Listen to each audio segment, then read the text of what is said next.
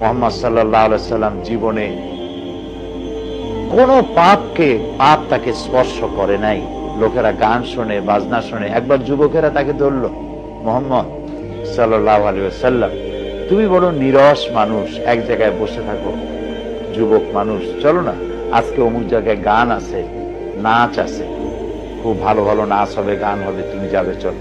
তিনি বললেন আমার ভালো লাগে না। তারা বলল না, যেতেই হবে। অনেক ইনসিস্ট করার পর তিনি বললেন আচ্ছা ঠিক আছে, যাবো, তোমরা যাও, আমি আসবো। সবাই গান শুনতে গেল। রাত শেষ হয়ে যায়, যুবক মুহাম্মদ সাল্লাল্লাহু আলাইহি ওয়াসাল্লাম আসেন না। সবাই চিন্তা করলো যে তিনি তো কখনো ওয়াদা খেলাপ করেন না, কেন আসবেন না। সকাল হয়ে গেছে, গান বাজনা শেষ হলো, সবাই ফিরছে।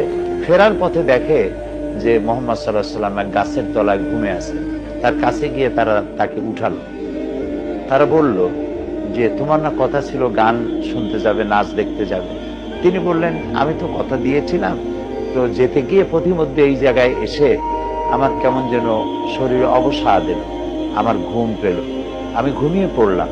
তোমরা যদি না উঠাতে, না জানি আরো কতক্ষণ ঘুমাতাম।